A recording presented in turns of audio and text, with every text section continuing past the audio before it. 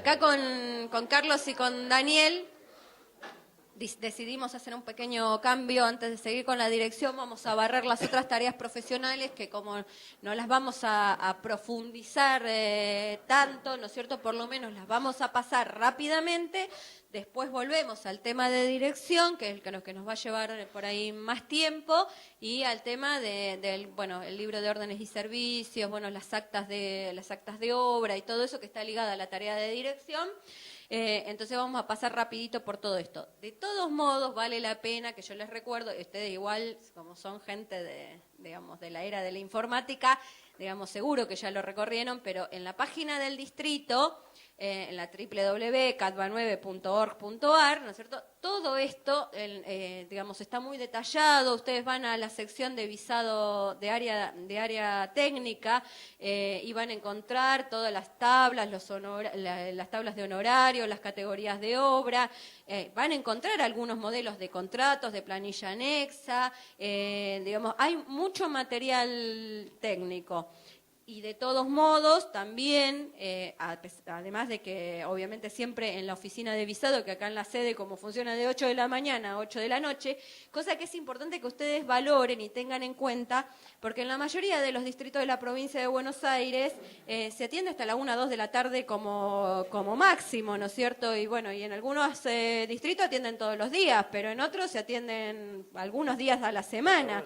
Y de hecho acá en nuestras delegaciones del colegio, algunas delegaciones atienden 3 veces por semana, alguna otra atiende todos los días, pero no es el horario completo que por ahí tenemos acá en la sede. Así que este espíritu que en el distrito hemos desarrollado, de tratar de tener abierta la sede prácticamente todo el día, que además de eso ustedes tengan a disposición el tema del área técnica de visado para poder traer el legajo en el momento que quieran y además puedan usar las instalaciones de la sede, es algo que tenemos que valorar y cuidar entre todos, ¿no es cierto? Esto es como en la escuela más o menos, ¿no? Pero realmente, digamos, que tener el ciber, la fotocopiadora, ¿no es cierto? Bueno, todas estas cosas que hay en la sede distrital hay que valorarlas porque cuando viene gente de otros distritos, como pasó ayer que vino Longo del Consejo Superior y nos pregunta, che, ¿y ustedes hasta qué hora están habitualmente? No, nosotros estamos de 8 de la mañana a 8 de la noche. El tipo no lo puede creer, dice, pero ¿cómo hacen? ¿Y cómo hacemos? Porque nos organizamos, porque tratamos de priorizar, de asignar recursos, de establecer una política que ponga al colegio al servicio de los matriculados, ¿no es cierto? Nosotros no somos una caja recaudadora, digamos, o sea, está bien, recaudamos y percibimos, como decían ayer, porque el régimen financiero, según la ley, establece que los recursos del colegio provienen básicamente de la matrícula y de la SEP, pero no somos una caja recaudadora, digamos. Lo que el colegio percibe es para el funcionamiento del colegio y si existe el excedente, como decíamos ayer, nosotros entendemos que ese excedente tiene que volverle a los matriculados en servicios y tiene que servir para solventar políticas que hagan que nuestra inserción laboral y ejercicio profesional digamos, sea más fácil, porque, bueno, si no, realmente esto sería un colegio de pocos para muy pocos, en beneficio de muy pocos, digamos, al revés. Vamos a tratar de hacer una cosa mucho más inclusiva y equitativa. Así que, bueno, recuerden lo de la página del colegio, que ahí van a encontrar mucho material, la oficina de visado que la tienen totalmente a disposición, y después también recuerden que hay asesoramientos acá en la sede que pueden aprovechar, ya sea porque tienen consultas para hacer respecto del código, no sé, consultas de alguna ordenanza que no entienden, digamos, en la Comisión de Asuntos Municipales los pueden ayudar con el tema de las normativas que ustedes no puedan comprender, ¿no es cierto? O que tengan alguna propuesta para traer, a ustedes les tocó un ejercicio profesional, un trabajo profesional particular que les hizo notar que hay algún vacío normativo, que hay alguna cuestión para mejorar y lo podemos trabajar juntos desde acá, ¿no es cierto?, para que realmente podamos llevar una propuesta a la municipalidad o al ente que sea necesario que nos permita mejorar nuestra inserción laboral. Así que tratemos de habilitar estos canales para que sean más productivos. Bueno, como les decía, vamos a ir rápidamente con algunas tareas profesionales. Después vamos a volver a la de proyecto y dirección. Acá van a ver que están las mediciones y revalúos. Las mediciones de todo lo que tiene que ver con construcciones existentes y la confección de planos. La medición de construcciones existentes, dice, sin confección de los planos. Medición de planos y documentación para el régimen de propiedad horizontal.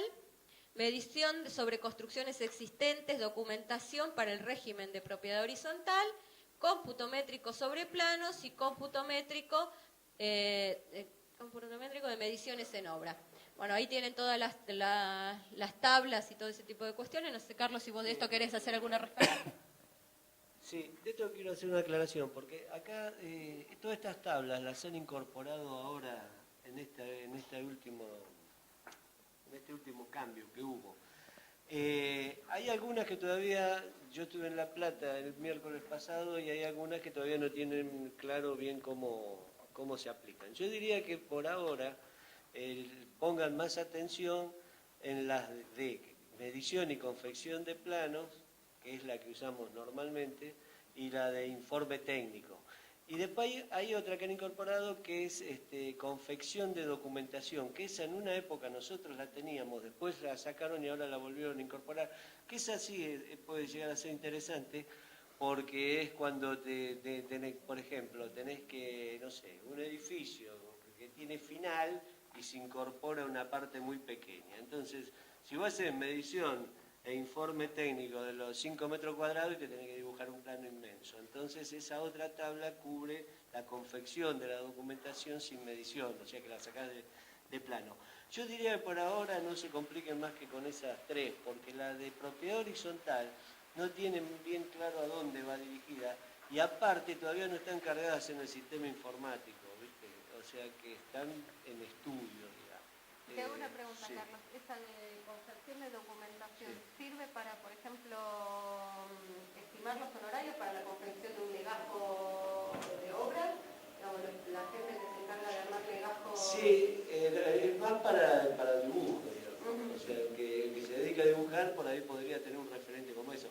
Lo que pasa es que hay que tener cuidado, porque hay que hacer una comparación de cómo se trabaja en plaza, no sé cómo trabajan ustedes, si por carátula, por lo que sea, y hacer una comparación con esto, porque esto te imaginas que va por metro cuadrado. Entonces a lo mejor si entras, yo no he entrado últimamente en esa tabla porque es muy vista ahora, pero si entras en esa tabla con un edificio a lo mejor de 5.000 metros cuadrados, no sé cuánto te dará a dibujar el plano, y a lo mejor no, habría que verlo, a ver qué valores no. Pero las de manejo son las que te digo ahora, las de diario. Sí, al respecto de eso, una cosita muy pequeña. Siempre planteamos que cuando uno saca un número, obviamente referenciarlo al arancel, pero también hacer algún número paralelo como para cotejar con eso. Digo, la cantidad de horas de tablero, de antigüedad. La antigüedad de máquina que me lleva, qué tiempo tengo que utilizar, a cuánto evalúo mi hora de trabajo, digamos, como para hacer un comparativo entre una cosa y otra y a lo mejor tomar un camino intermedio o ver.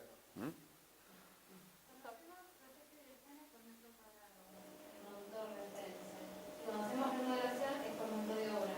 Ese valor referencial por monto de obra, ¿está en algún lado? ¿Lo podemos tomar de algún lado? No, ese justamente es el valor que está más cerca. Ese valor es el que sacás vos, el que estimás del presupuesto que realizás para la ampliación. Varía, pero digamos justamente de estas cosas que hablábamos hoy, de los materiales y la mano de obra, vos haces una evaluación del monto total de obra y sobre ese monto haces el contrato sobre cómputo y presupuesto. ¿Ya?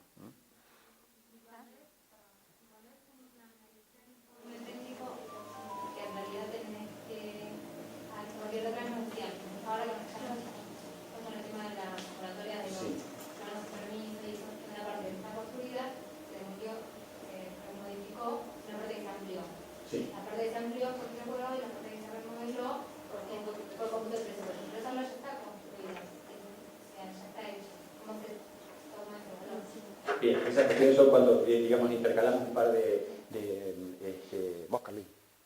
Bueno, por eso yo sé que no te entiendo. No, sí, pero digamos, es la persona indicada para eso. No, hay dos formas de hacerlo. O sea, todo lo que se hace por cómputo y presupuesto y se pasa por el colegio, nosotros lo dejamos en manos de responsabilidad del profesional. por supuesto, si vemos una cosa que la pasan por 5 y parecía ser de 500, no, ahora si pasa por 250, bueno, veremos.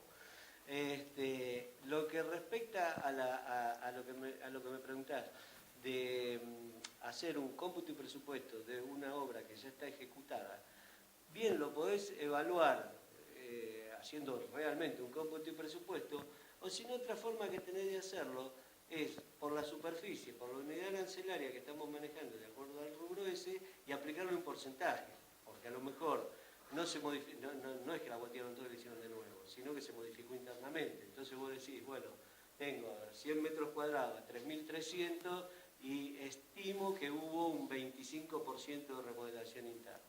Eso te da el número, ¿comprendés? Y si no, la otra es hacer un presupuesto, cualquiera de las dos formas. Sí, igualmente, digamos, lo que es superficie que se amplió, digamos, esa va por superficie, digamos, a menos que vos estimes que lo que te da por superficie es poco y podés hacer un cómputo y presupuesto por un monto de obra mayor, digamos, que nunca por menos de lo que es el valor referencial. O sea, disculpa, todas las obras se pueden presentar por cómputo y presupuesto, si vos querés. Lo que pasa es que el cómputo y presupuesto tiene que dar más que entrando por los metros cuadrados de la unidad referencial que tenemos nosotros. Bueno, en esta categoría tenemos las mediciones y revalúos. Como decía Carlos, nosotros acá nos vamos a, digamos, ustedes presten más atención a lo que es medición y confección de planos. En este caso hay que hacer la salvedad, digamos que muchos de ustedes lo sabrán, pero para quienes no lo sepan, que en esta categoría, digamos, para todo lo que es medición de obra sin permiso, además de estimar los honorarios profesionales para realizar la medición y digamos, si el informe técnico que corresponde con la medición, porque esto también cabe decir, si la medición refiere a una obra que tiene antecedente de plano visado, digamos, y de plano presentado, no es obligatoria la presentación de la tarea de informe técnico, pero para la obra sin permiso, que no se ha presentado nunca planos, hay que presentar la tarea de informe técnico. Esa tarea, además de los honorarios profesionales y los aportes que devengan de nuestra tarea profesional de contrato que celebremos, tiene además un concepto en carácter de multa que es responsabilidad del propietario, que es lo que se denomina el artículo 29 de la caja previsional. Ese artículo 29 es el equivalente al 10% de la tarea de proyecto y dirección. Conceptualmente es: la Caja de Previsión Social dice, si el comitente hubiese realizado la tarea como corresponde, con presentación de planos, hubiese contratado a un profesional por las tareas de proyecto y dirección. La Caja de Previsión Social hubiese percibido un ingreso por los aportes del profesional que se contratare en carácter de proyecto y dirección, el 10% de ese monto de proyecto y dirección.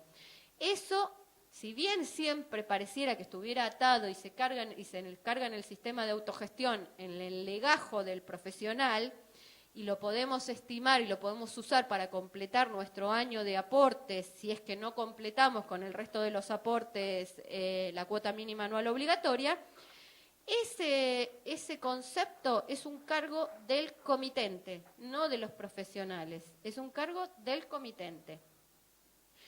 Bueno, no sé si eso lo quieren aclarar. Sí, no, así como las otras aclaraciones que hacíamos, digamos, también lo que tiene que quedar claro es que es una multa que la caja de previsión, que es nuestra caja en realidad, le impone al comitente por esa infracción que él ha hecho. O sea, no es parte de nuestros aportes previsionales, va por otro camino y lo debe pagar el comitente, no debe salir de nuestro honorario.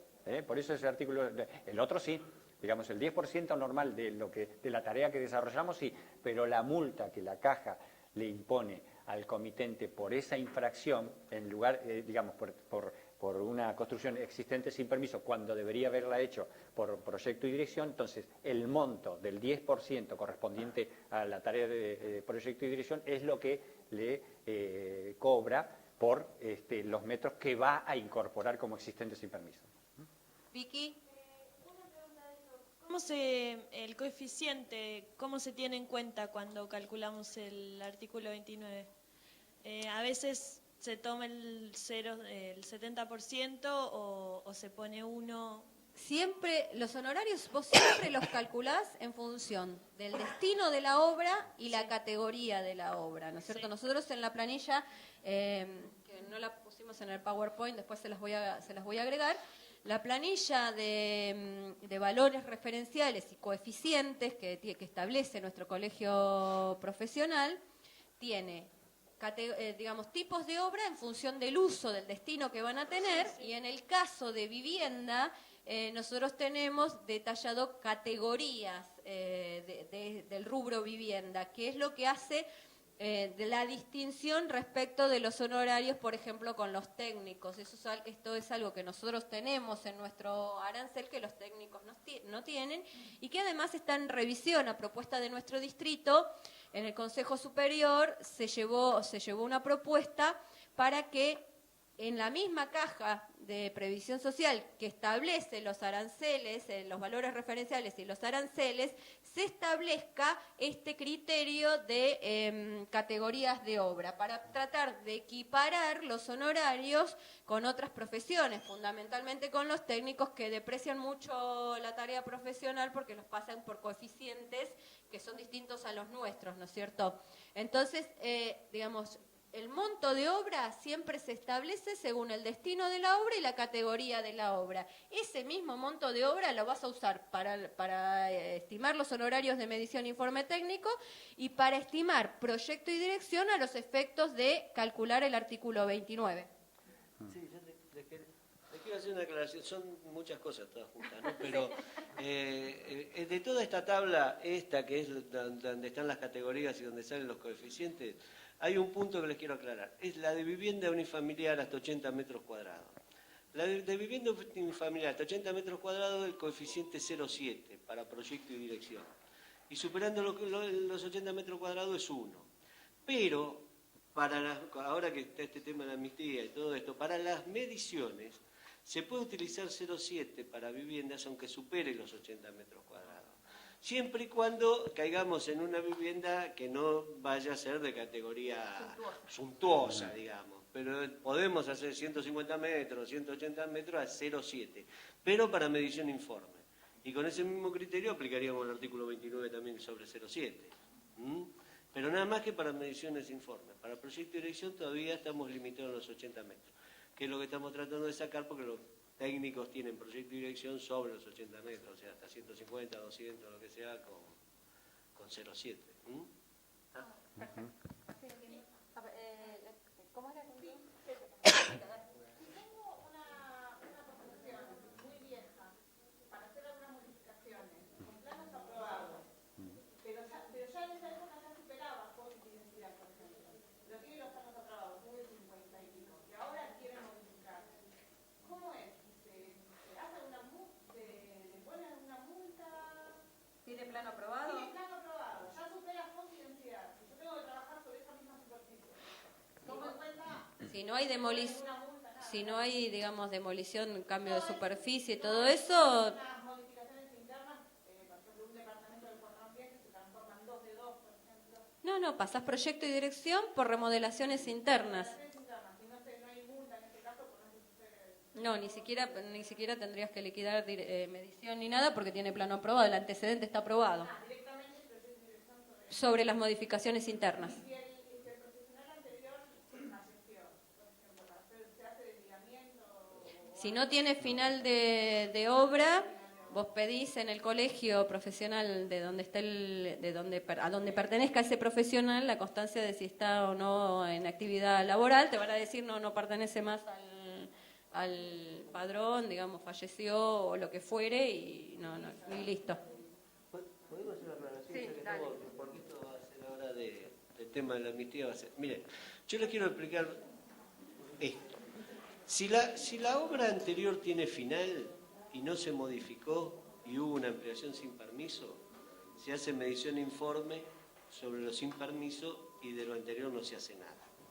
Si la obra tiene plano aprobado y se hizo una ampliación sin permiso, Bueno, hay que ver en qué condiciones tiene el plano aprobado. Si el plano aprobado es una regularización anterior, se maneja igual que como si fuera con final. No se hace nada, salvo que tenga modificaciones, no estamos hablando de que esté igual. No se hace nada. Y se hace medición e informe y artículo 29 sobre la ampliación sin permiso. Ahora, si tiene plano aprobado de otros profesionales, no solamente hay que pedir la renuncia a los profesionales anteriores, sino que hay que hacer medición de todo, o sea, medición de lo que tiene plano aprobado, más lo que está sin permiso, pero el informe técnico solamente, y el artículo 29 solamente lo que está sin permiso. ¿Está? ¿Se entiende? Así, porque así es como, ¿no? Si está regularizado anteriormente, o sea que el que firmó anteriormente firmó por medición e informe, no se hace nada si no se ha modificado. Se modificó y se amplió. Bueno, entonces, tenés que hacer medición e informe técnico por cómputo y presupuesto de las modificaciones internas, más la superficie ampliada sin permiso. Y artículo 29, las dos cosas. Y si fue una medición, no. Puede ser el mismo caso con un plano aprobado. El mismo caso, o sea, que tenga plano aprobado, se haya modificado internamente y se haya ampliado y hay un profesional, lo tiene que desvincular. Nosotros, sí. ¿La reforma interna también va al artículo 29? Sí. ¿Formato global? Sí, por el presupuesto.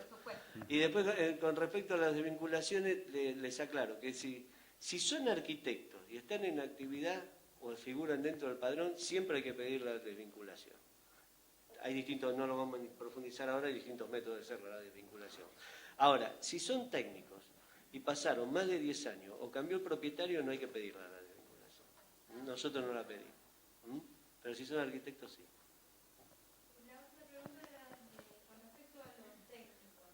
¿Qué proyecto y dirección? ¿Una vez más trajiste el valor de los honorarios es el mismo o hablaron de que había otros coeficientes que ellos manejaban? ¿Había pasado de que pedían el mismo trabajo? Sí, no, las tablas son las mismas. Lo que pasa, sí, hasta un punto. Las tablas son las mismas y deberían ser lo mismo, porque todo eso surge de la caja en la que larga todos los coeficientes. ¿Qué pasa? Los colegios, mientras los mejoren, entre paréntesis, en más, la caja mejor, no dice nada. Cada uno, que fue lo que nos pasa a nosotros con los 80 metros cuadrados, ¿cierto? Que estábamos hablando de la vivienda unifamiliar. Eso los técnicos no los tienen. O sea, ellos te pueden hacer proyecto y dirección de una casa de 150 metros cuadrados, con 0,7. Y nosotros hoy, no. No, las mediciones no, porque nosotros las mediciones sí las podemos hacer a 0,7, que era lo que les aclaraba antes. Estamos hablando de proyecto y dirección. Nosotros las mediciones las podemos hacer a 0,7 por más que tengan más de 80 metros cuadrados, ¿entendés? Por ese que surgió de este distrito también, por el motivo de que nos afectaba mucho el artículo 29, ¿entendés? Pero lo que es proyecto y dirección, si vos tenés una casita, hoy por hoy, de 150 metros, nosotros estamos un 30% más caro. Claro. Yo tengo entendido, yo estoy en el distrito 8, el trabajo más rematador es que yo lo que calculaba era un 50% de proyecto y un 30% de dirección, no hacía 60-40. Sí, pero ¿por qué? Cada vez esto se va complejizando más. Acá hay tareas que se llaman proyecto, dirección, y hay dos tareas que son dos suplementos que son la dirección ejecutiva y la dirección por contrato separado. Que son dos figuras distintas que nosotros las podemos usar para cubrir en lo que es la construcción. Los técnicos no tenían incorporada la dirección por contratos separados. Ellos lo único que tenían era la dirección ejecutiva. Entonces, para que les diera lo mismo que a nosotros, ellos desagregaron del 60% ese de proyecto, que implica una serie de cosas, desagregaron algunas y dijeron que hacían el 50, el 30 y el 30. Entonces firmaban proyecto, dirección y dirección ejecutiva, y bajándolo así, les daba lo mismo que a nosotros firmar proyecto, dirección y dirección por contrato separado. ¿Te das cuenta? El honorario es el mismo. Lo único que ellos hacían una tarea que es dirección ejecutiva, que para nosotros es un suplemento mucho más caro. Porque la dirección por contrato separado es el 100% y la ejecutiva el 200%. O sea que, bueno, eso lo hicieron ellos y debe estar así. No sé cómo se maneja legalmente, pero es eso lo que sucede. ¿Entendés? que sucede es que si bien las tablas arancelarias, digamos, los valores referenciales y las tablas arancelarias las sanciona la caja, cada colegio tiene potestad para hacer desagregaciones de las tareas profesionales. De hecho, los ingenieros tienen también, digamos, obviamente que en respuesta a su ejercicio profesional, digamos, resoluciones internas que les permiten estimar los honorarios, digamos, establecer los honorarios de distintas tareas profesionales, con sus porcentajes de incidencia. Eso es lo que pasa en lo que vos decís de los técnicos, ¿no es cierto?, que han variado los porcentajes de incidencia de las tareas a los efectos de completar el monto del honorario global que establece la caja. Mi comentario era que probablemente el presupuesto del maestro mayor de obra sí pudo haber sido más bajo, porque si hace proyecto de dirección no llega a un 100% como lo hacemos nosotros. Claro, sí. Proyecto de dirección. Sí.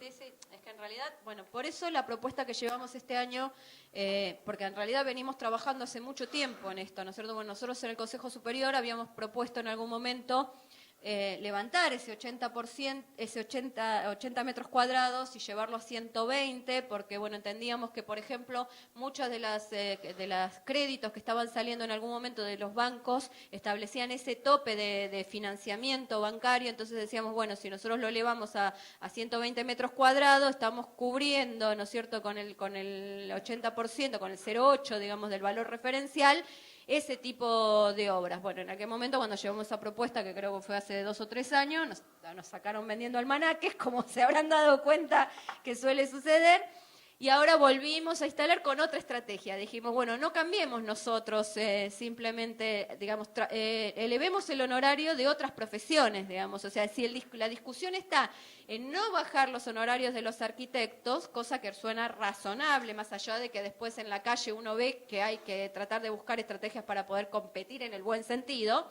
más allá de que nosotros vendemos otro servicio, ofrecemos otro servicio, digamos, llevemos adelante otra estrategia, tratemos de traccionar para que los honorarios de otros profesionales se vean incrementados. Creo que eso nos va a dar mejor resultado, sí. Ese cambio de estrategia nos va a dar mejor resultado porque ya logramos consolidar una mesa de trabajo interprofesional y ya se están discutiendo estos criterios para que en la próxima asamblea de la Caja se pueda llevar una propuesta consensuada y votar, digamos, cuando se vuelva a establecer los nuevos valores referenciales y las tablas arancelarias. Así que bueno, si tenemos éxito, eso va por ahí mejorar la situación que tenemos de competencia con los técnicos fundamentalmente. Chiquitito, bueno, cortito. Sí, pero fundamentalmente, de nuevo, tiene que ver con la calidad.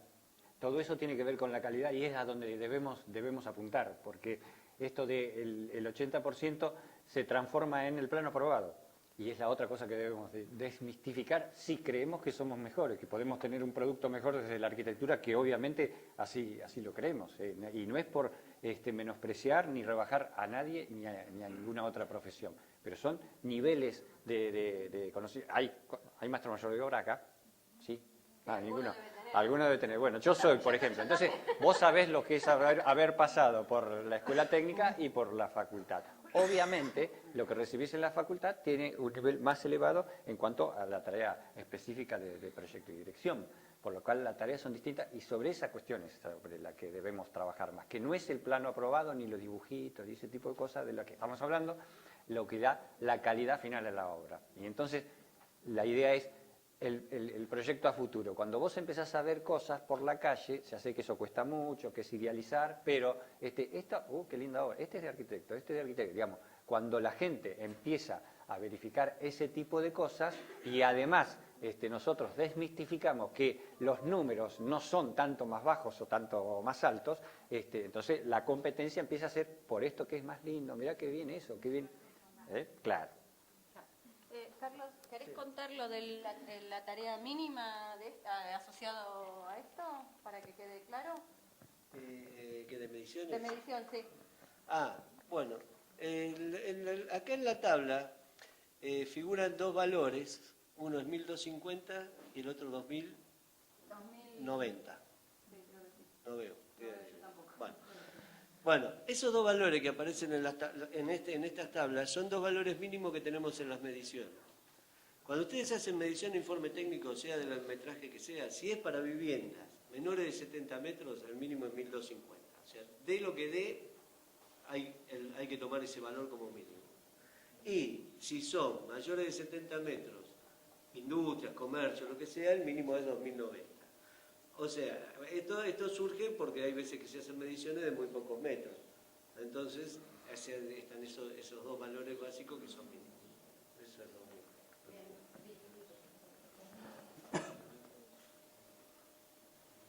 Bueno, ahora vamos a ir a informes, pericias y consultas. Parte de estos informes están relacionadas a lo que veíamos anteriormente.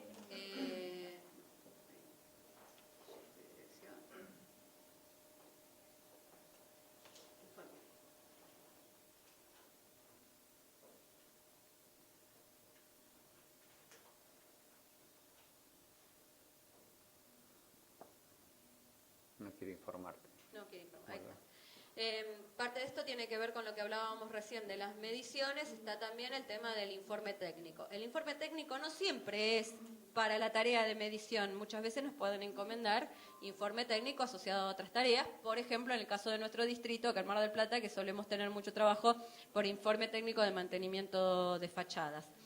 En ese caso también hay una tabla específica para el tema de informe y además, en el caso de las mediciones, el informe, el monto de obra se establece por superficie, por cómputo presupuesto, como dijimos anteriormente, y el caso de mantenimiento de fachadas tiene una tabla de estimación de monto de obra específica para el tema de mantenimiento de fachadas que además contempla, además de los tipos de superficies a informar, contempla el estado de conservación y la antigüedad de esas superficies, ¿no es cierto? Pero la técnica de estimación de los honorarios siempre es la misma, ¿no es cierto? La técnica es establecer un monto de obra para poder entrar a tabla y una vez que se entra a tabla se establece, de acuerdo a los porcentajes entre los rangos que existen de monto de obra, ¿no es cierto?, se establece el honorario. Una cosa que no dijimos anteriormente con respecto al tema de las mediciones es que las mediciones revisten el carácter de una declaración jurada. Digamos, uno está declarando que el hecho físico, que el elemento físico es de determinadas características, dimensiones, proporciones, y que tiene determinados usos, ¿no es cierto? Es una declaración jurada. El informe técnico, que es complementario también muchas veces a esa tarea de medición, también es una declaración jurada, pero además tiene la complejidad que tiene asociada determinadas técnicas de lo que uno está informando y con determinadas especificaciones que no aparecen en la documentación gráfica de lo que es la medición, ¿no es cierto? Entonces, el elemento del informe técnico refiere a estados de conservación, ¿no es cierto?, de elementos constructivos, situaciones particulares que hay que informar. En el caso de lo que les va a tocar seguramente ahora con el tema de la regularización de las construcciones, en los informes técnicos se debe especificar las superficies que se han ampliado, si son reglamentarias, interreglamentarias, ¿no es cierto?, qué indicadores son los que se superan, cuál es el estado de conservación, ¿no es cierto?, la categoría de la obra. Pueden anexar fotografías para poder demostrar o poder ilustrar, ¿no es cierto?, lo que están informando. Y eso también tiene una determinación de honorarios mínimos que refieren a la tarea de informe técnico. ¿Querés explicarlos, Carlos? El componente TAB. Sí. Primero le quería decir que ustedes que empiezan con más ganas. Nosotros para el informe técnico usamos una planilla que realmente a mí en lo personal no me gusta, pero es como un formulario. O sea, vos haces medición y cuando te haces medición informe técnico te dan una planillita que tiene un logo muy lindo, todo fenómeno. Pero a mí me parece que el informe técnico es otra cosa. Y creo que en eso tendrían que tomarse un poquito más de trabajo. Esa planilla no es de carácter obligatorio, es indicativa nada más. Uno puede hacer el informe técnico como quiere. Y yo creo que habría que hacer un informe técnico en serio. Con más datos, cosas que protejan realmente al profesional que lo está haciendo, ¿no es cierto? Porque la planilla por ahí tiene algunos datos estadísticos, algunas cosas, pero no, me parece, o sea, creo que fíjense, analícenla y por ahí eso se puede mejorar y ampliar, que me parece que sería lo correcto. Inclusive hay cosas que, por ejemplo, no son aparentes. El propio informe técnico, uno no sabe cómo escribirlas porque realmente Claro. te estás jugando, no sé, por ejemplo, una instalación. Claro, Entonces vos la ves que está toda la referencia, pero no sabés cómo está dentro. Bueno, por eso, y eso habría que incorporarlo en el informe, o sea, que no se ven signos de deterioro de la instalación, pero no se ha hecho ningún cateo, o sea, poner montones de observaciones que en esa planilla no se pueden poner, ¿no es cierto? A eso apuntaba. Un poco eso es lo que es la tarea. Sí. Sí, en síntesis, mientras pasa el micrófono. Así como el contrato, decíamos que existe un formulario con las cláusulas que da el colegio. Es pertinente cambiarlo, a lo mejor, de acuerdo a las características de cada una de las obras o del trabajo personal. Acá pasa lo mismo, digamos, el cambiar el informe técnico de una planilla tipo donde hay cruces a tachar, digamos, lo beneficia porque estamos ampliando la tarea profesional y especificando cosas de detalle, lo cual le agrega a la tarea y le agrega a la seriedad del trabajo que hacemos, ¿no? Sí, es importante en cualquier informe técnico e incluso en las tareas de peritaje que se realicen, que tienen técnicas específicas para informar, siempre es bueno establecer cuál ha sido la técnica que se ha utilizado para confeccionar el informe. Si se ha hecho relevamiento fotográfico, si la inspección fue netamente ocular, si se hicieron cateos o no se hicieron.